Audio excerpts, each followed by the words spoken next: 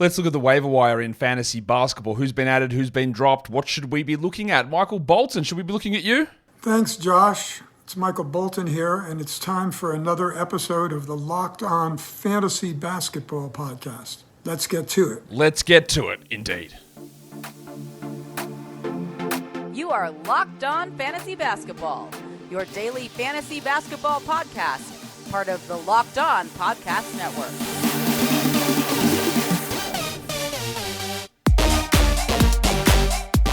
Hello and welcome to the Locked On Fantasy Basketball Podcast, brought to you by Basketball Monster. My name is Josh Lloyd, and if you say the words Fred again, I think it just does something and boosts you in the algorithm. So, Fred again. I'm also the lead fantasy analyst at basketballmonster.com, and you can find me on Twitter as always at redrock_bball, on TikTok at redrock_bball, and on Instagram at Locked On Fantasy Basketball. Today's episode is brought to you by Game Time. Download the Game Time app, create an account, and use the code Locked On for $20 off your first purchase.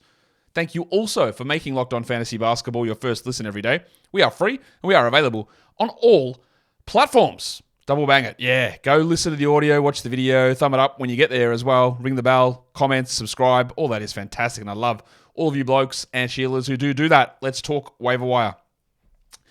This is, again, more of a holistic look at the waiver wire. You know that we've done this all season. We do an individual daily streaming show, and we're tailoring that more to the playoffs at the moment. This is more looking a little bit longer term. You're in a bye week. You're in a situation where you're in a roto league. Your playoffs haven't started yet, or just guys that you probably should just have on your roster irrespective of schedule. That's the sort of information that we're looking at on this show. So before you get too angry and talk about schedules and that sort of stuff, that's the focus that we're going to have here. Let's start by talking about must-roster players. Do you want me to explain what I mean by that? Some of you will say, no, Josh, we've heard it. And that's cool. Maybe I won't explain it. Let's just talk about guys that you just got to go and grab. These guys are all available in over 40% of leagues, and they just should not be. So let's take a look who is on the list. And at this point of the year, we're going to be a bit more selective with it. And I don't have the full 6 names that I usually do for this category. I'm just going to have 4 of them. But number 1 on that list is obviously Olynyk. Jakob Poeltl is done. Olynyk is going to start until a fake injury befalls him, and then Mamadou Gay is going to be the starter, or maybe Chris Boucher, or Jonte Porter, or who knows. Regardless, you just got to have Olynyk. You just got to. There's no excuse for this. There's no rationale against it. I don't care about your schedule. I don't care about your forced center limit, which, again, if you're in a league with a forced center limit, here's my once monthly call. Don't do it. Please eliminate that. There's certain things that when you set up a fantasy league that are default that need to go away. On ESPN, 4 center limit, get rid of it. Can't drop lists, get rid of it. On Yahoo, starting with 2 centers, get rid of it. They're your top 3 things to immediately, league votes for trades. Get rid of it. These things need to be removed immediately when setting up a league. They are the stupidest defaults that these companies are so lazy with their product, refuse to ever change the defaults on. 4 center max limit on ESPN, one of the dumbest things I've ever heard. It's got to go. Olynyk's a must-roster player. So is the Rabbit Hunter, Alex Caruso. Obviously, we're talking about category leagues here. Caruso is not as valuable in a points league. There are still people who don't appreciate what Alex Caruso does from a fantasy perspective. I don't really get it. Also, people still don't appreciate what Olynyk does. There are people people playing category leagues are still swayed only by you've got to score a lot of points to be valuable, and that's just really not how this goes. I still had someone say to me the other day, I think yesterday, man, why are you still Alex Caruso? He hasn't been good all year. Yeah, he's played 27 minutes a night. He's a top 100 player. I'm like, that's pretty good, yeah. And he's getting more than that at the moment. He's just a very clear must-roster player. I don't know how it's a debate, but it is. I've got Trey Mann on this list. Mann was much better last game. I'm still a little confounded by the lack of usage that he's getting, but the role's relatively strong. He chucks in assists sometimes, steals sometimes, rebounds sometimes. He shoots okay. I just think he needs to be on a roster. And the last one there is Jalen Suggs, a guy that's been around this mark basically all season. He's Florida's Alex Caruso, which it sounds like it's an insult, but it's not. He's just the guy that's out there and sometimes plays lower minutes because he gets banged up for going too hard giggity. But he also gets steals, he rebounds, assists, he's turned into a really good three-point shooter. These are just guys that just need to be on rosters. I don't really think there's much of a debate. Debate it if you want. Drop it in the comments and debate it. I'll ignore it, but you can debate it in the comments below. What about points leagues? Who are we rostering there? A lot of the same names. Olynyk's a must-roster guy for points leagues. Jaden Ivey, I don't 100% think's a must-roster category league guy. I do for points leagues, so that's a difference there. I don't trust Monty Williams with his minutes enough in a category league, and there's too many deficiencies. Whereas in a points league, I'm okay with it. I've got Trey Mann there. He's 33% rostered at the moment. GG Jackson is definitely not a category must-roster player. In fact, I don't even think I think he's a droppable 12-team category league guy. But for points leagues, they are just going down like flies. The Grizzlies, obviously, they lost Zaire Williams and Derrick Rose yesterday, and there are going to be nonsense things happen all the time. And GG in points leagues, he won't be super strong, but he's good enough to be rostered. And the last guy there is Caris LeVert. Now, I probably could have had Caris LeVert on the category must roster, and he is for the short term, especially with the absence of Max Strus and Donovan Mitchell, but he does have the potential with larger volume to go out and shoot 33 from the field and 68 from the line for 3 games and completely kill you in 2 percentages, averaging 5 turnovers a game. And that hurts. That, for a lot of teams, that's totally okay. You can deal with that. But in points league, it just doesn't matter at all. So we're totally okay with him as an absolute must in every scenario in a points league. In a category league, there's a little bit more debate with it. And that was what didn't end up putting him on that must-roster list. Although, again, it's a very easy argument to make to say that Caris LeVert is a must-roster category league guy, especially for this immediate short-term period of time. Today's episode is brought to you by the automobile legends at Nissan. Are you the kind of driver that likes to push things a little further? Do you ever wonder what adventure could be around the next corner? Our friends at, and before I read this part, someone said, man, you've given in to the Americans and you're pronouncing it the American way. Screw it. Let's do it Australian style. Our friends at Nissan have a lineup of SUVs with the capabilities to take your adventure to the next level. The 2024 Nissan Rogue is perfect for city drives and great escapes. It's got class-exclusive Google built in as your always updating assistant to call on for almost anything. Gone are the days of connecting your phone. Google Assistant, Google Maps, and Google Play Store are built right into the 12.3-inch HD touchscreen infotainment system. The 2024 Rogue is the perfect mid-size crossover for your next adventure. Nissan's incredible lineup also includes the 2024 Nissan Pathfinder. It has room for up to 8, an expansive cargo capacity, and advanced available 4x4 capability. With 284 horsepower and up to 6,000 pounds of towing, when adventure calls, the Pathfinder is there to answer. So take the Nissan Rogue, Nissan Pathfinder, or Nissan Armada and go and find your next big adventure. Shop NissanUSA.com.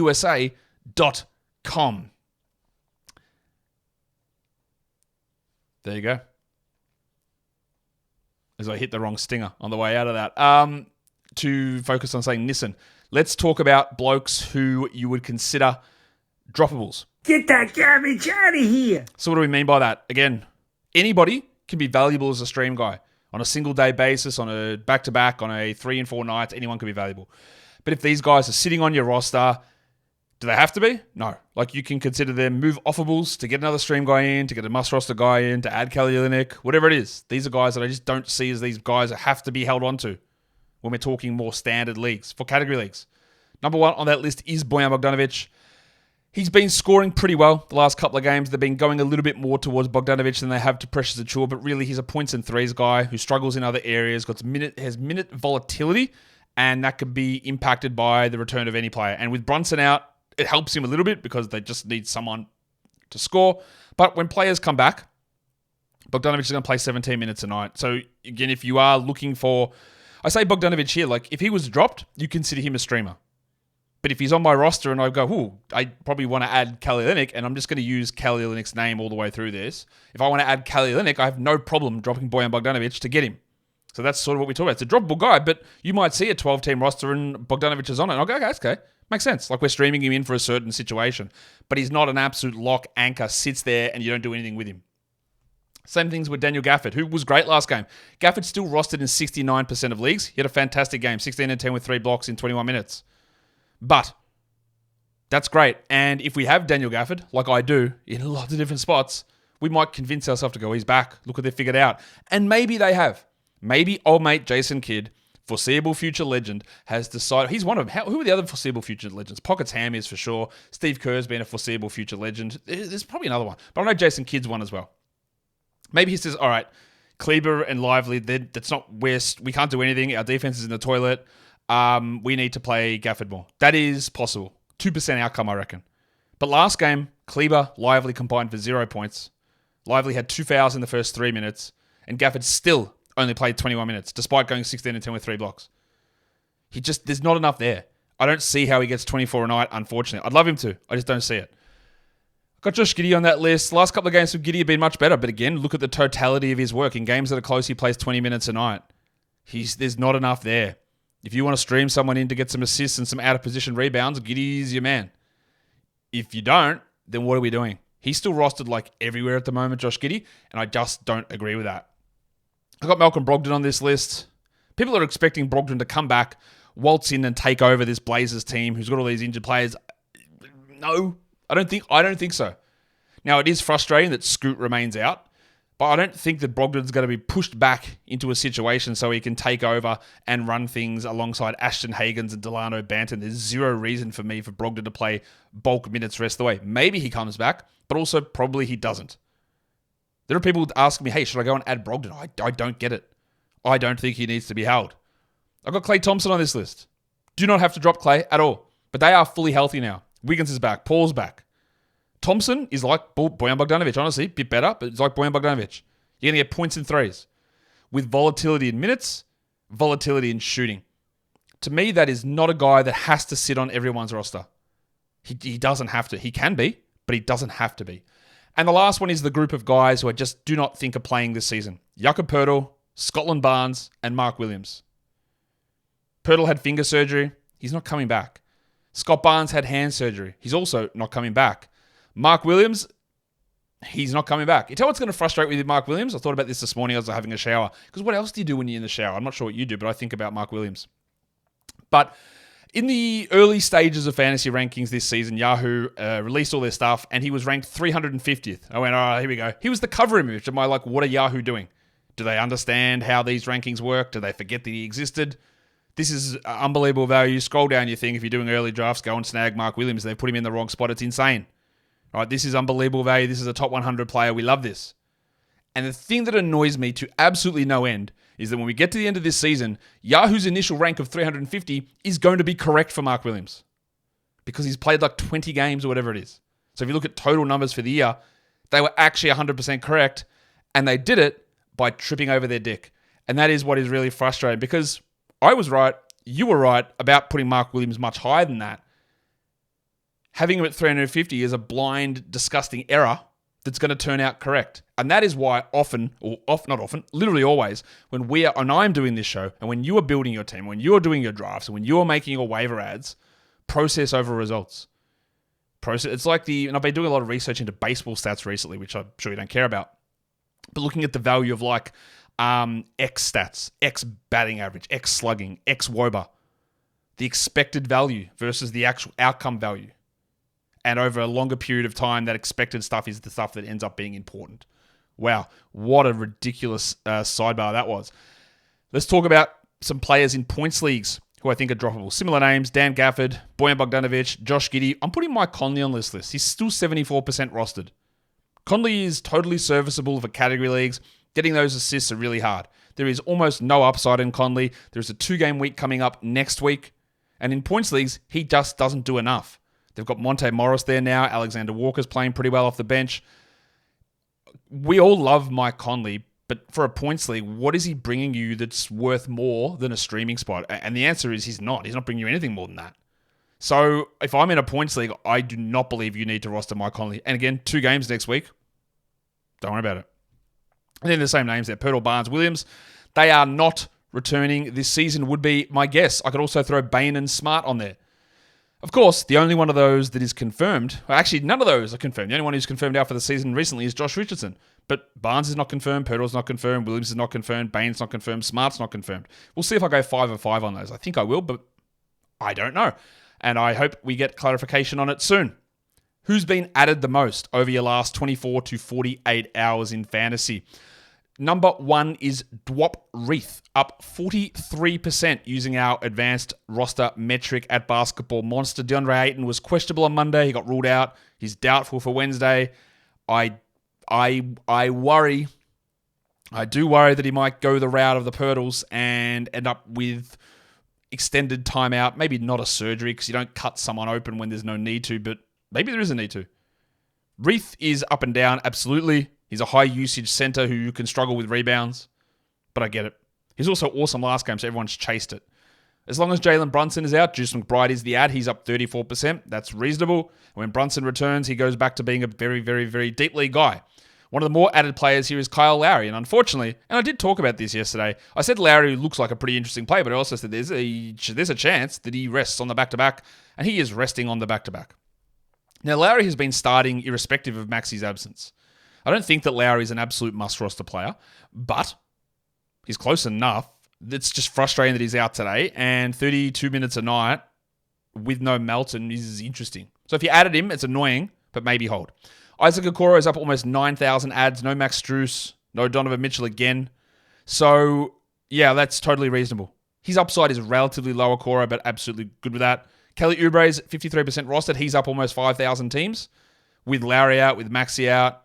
Oubre is going to take a lot of shots. He's going to have some issues with efficiency, but we're totally on board with this. And then Andy Wiggins, one of the more added players on Yahoo. Didn't know he was dropped in that many spots, but apparently he was. He's back today. He's up 4,500. I think he might end up a little fringy in terms of must-roster status, but not a problem at all in terms of going and adding him. What about who's been dropped the most? Get that garbage out of here! Let's take a look. The most dropped player is the rookie Taylor Hendricks. He is down 19%, out with a toe injury for at least a week. They've got a terrible schedule, the easiest drop you will make. The Winter Soldier Max Strus is down 18%, missed yesterday, missing today. He's a fringe guy anyway. Absolutely, I was going to say jerk him off. Subliminal messaging. You jack him off. Max Strus. Corey Kispert, also been dropped in a lot of spots. I know he was bad last game. I would 100% have held for today with Marvin Bagley out to see what happens. So that one, I don't agree with. Grant Williams is the most dropped player on Yahoo, down almost 3,100 teams. He's Grant Williams, so we get this. He is going to be a pretty solid level streamer, but he's not much more than that. My mate, Ochai Agbaji, down almost 3,000 teams. He was bad yesterday, and then he had a sore knee. I do not believe in Ochai Agbaji as a 12-team league guy. I've been very consistent and clear on that, and that is totally cool to drop him. And then Derek Lively down almost 2,500 teams. He's a blocks and field goal percentage streamer. He was terrible last game. He will be better than that most nights, and he will find that he will end up being added back in a lot of spots, but he's going to be on and off of rosters is my understanding, or not my understanding, my expectation as we move forward here. Today's episode is also brought to you by the Game Time app. You shouldn't have to worry about buying tickets to your next big event. Game Time is the fast and it's the easy way to buy tickets for all the sports, music, comedy, and theatre events that are near you. With killer last-minute deals, all-in pricing, views from your seat, and their best price guarantee, Game Time takes the guesswork out of buying tickets. And I know, because I've been using Game Time recently. I'm heading over to the States in July. We're going to take in a Dodgers game over in LA.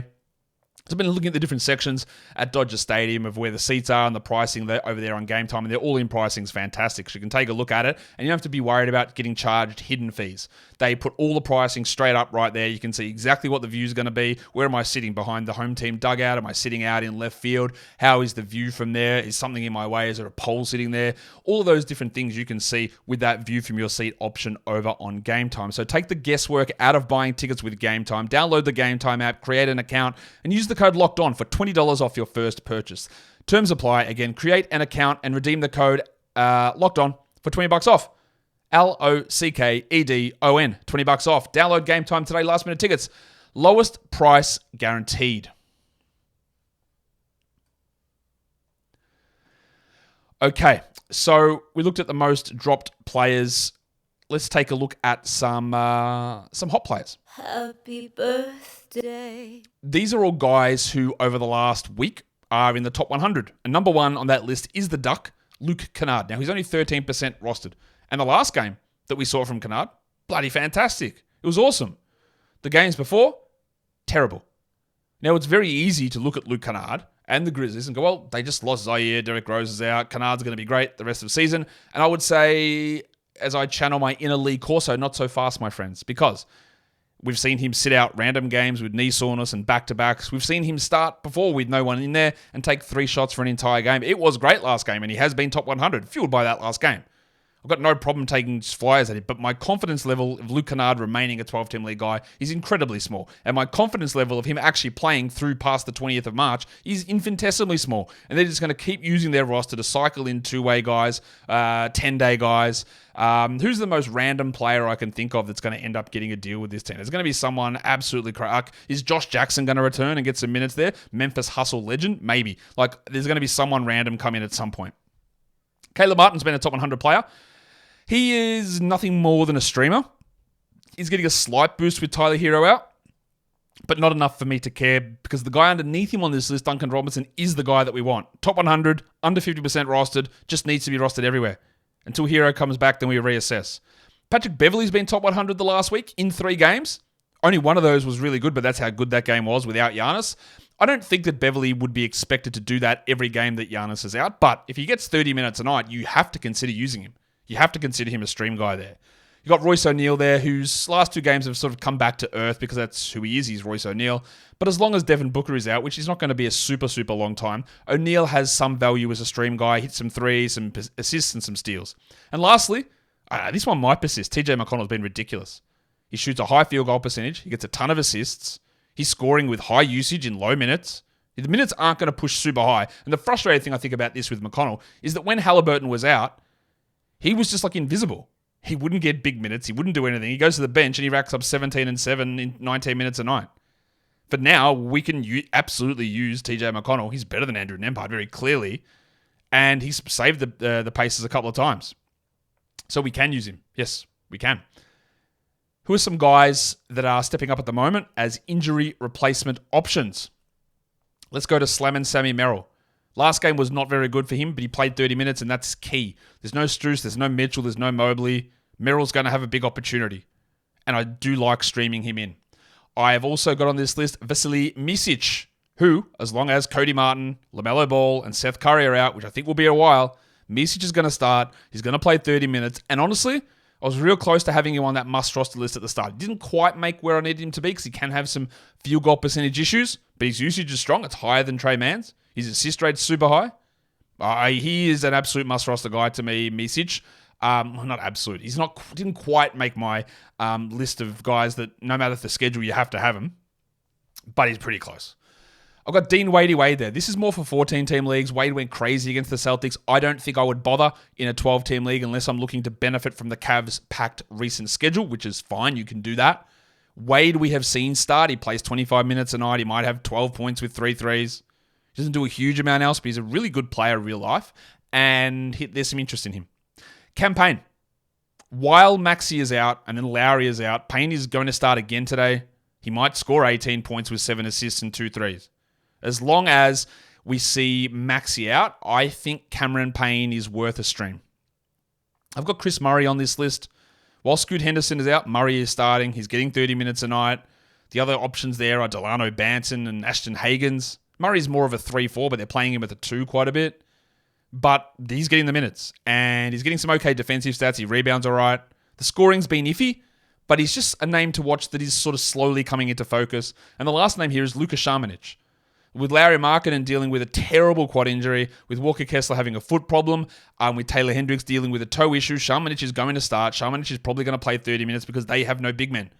Their big men depth is John Collins, it's Omer Yurtseven, who is Omer Yurtseven, it's Michael Potter, shout out to him, and it's Šamanić. That's it. He played 23 minutes last game, Luka. He was bad. He shot 22%, but he blocked 2 shots. I think that, we're talking about the Jazz playing on Wednesday.